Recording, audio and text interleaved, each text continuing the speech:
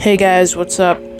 Welcome back to another teardown / tech review video. Today we got ourselves another Blu-ray player. This time it's from Sony. Model number is BDP-S360. I found this one just sitting around, so I figured why not crack it open and see what's inside.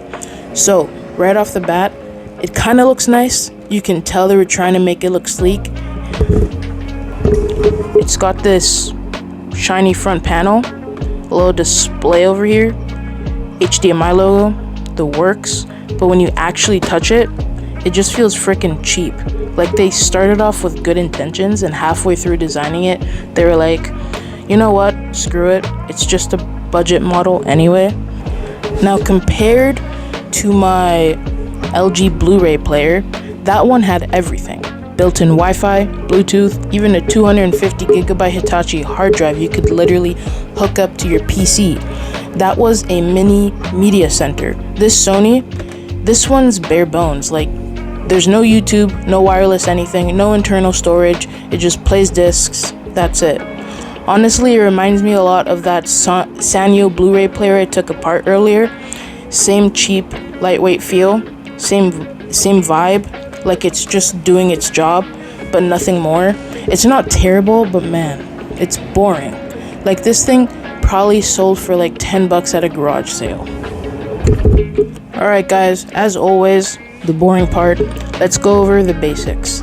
This one supports DVD video, Blu-ray AVC HD, Dolby True HD, DTS HD, BD Live, you know, the usual late 2000s Blu-ray stuff. It's got an HDMI port, it's got coaxial audio out, and that's about it. Pretty standard for the time, but definitely not impressive, especially for something that came out around 2010. By then, LG and Samsung were already adding Wi-Fi and streaming apps to their players. So yeah, sorry Sony, but you have no excuse, unless this was just their cheapo model, which it probably was. Alright, now before I crack it open, let's plug it in and see if this thing even powers on. I don't have a disc, but let's at least see if this lights up, if the screen works, and maybe it'll say no disc, maybe it'll explode. Who knows? Either way, it's gonna be fun. Also, this is kind of bent, but I don't see any metal wire. It turns on.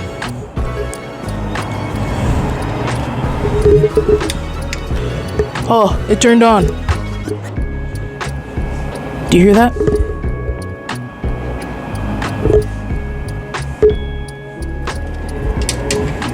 Ooh. Oh, it works.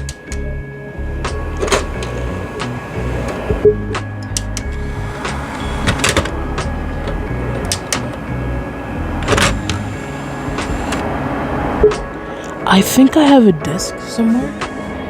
I think so. Let me look for it. I have a disc. It's this random disc I had laying around. Media Home Essentials for LG Blu-ray.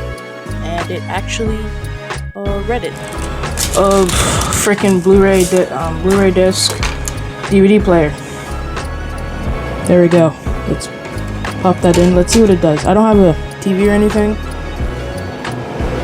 Oh wait, I have HDMI.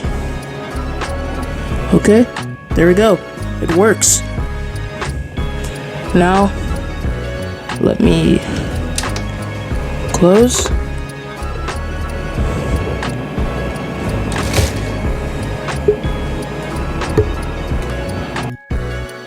Okay, it actually turned on. I wasn't expecting that. Yeah, the screen's working. I guess it's loading something. I put in that LG setup disc to see if it would do anything. And yeah, it's reading it. I don't really know how to control this thing though, but it's working, so it's kind of cool. As you can see, I'm obviously not familiar with this. At least it works. Yeah. Alright, so I'm gonna take this disc out.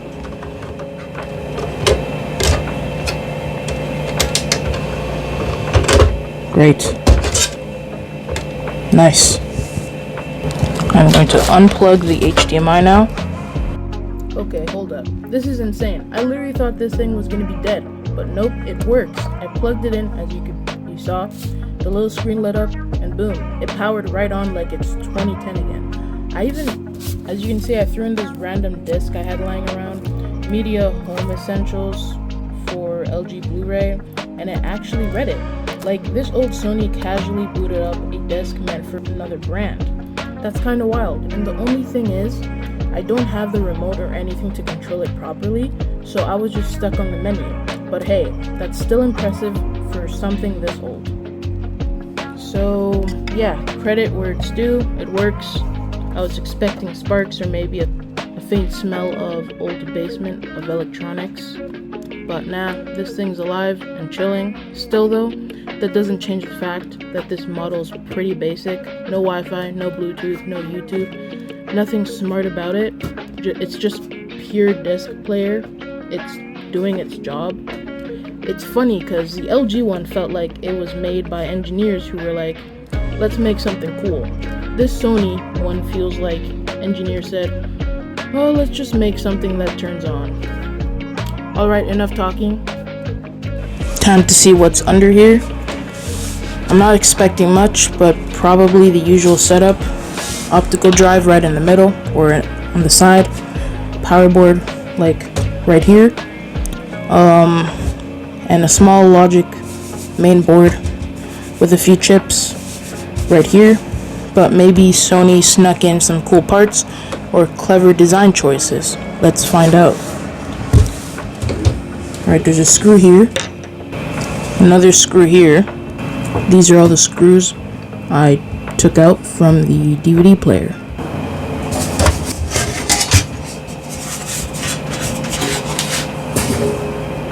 Alright, we're in. And yeah, it looks about how I expected it to look. We've got the Blu-ray optical drive taking up most of the space, your typical power supply, and a logic board with a few chips. Nothing crazy here. The build quality isn't terrible. It's definitely better than the Sanyo, but nowhere near as refined as the LG. You can tell Sony was trying to balance cost cutting with reliability. Like, it's functional, but there's no wow factor. So yeah, that's what's inside of the Sony BDP S360. Not much to write home about, but hey, it works.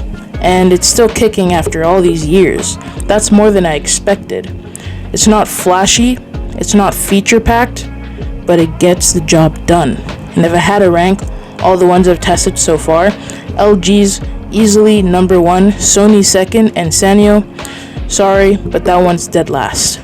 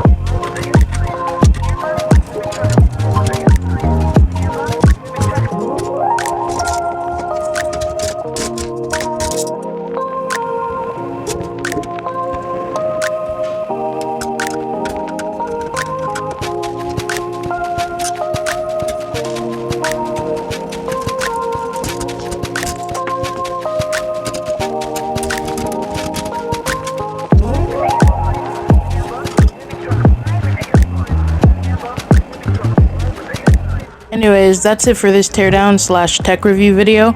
Make sure to like, comment, and subscribe if you like watching me mess around with old tech. And let me know, should I try modding this one next, or just keep it as a relic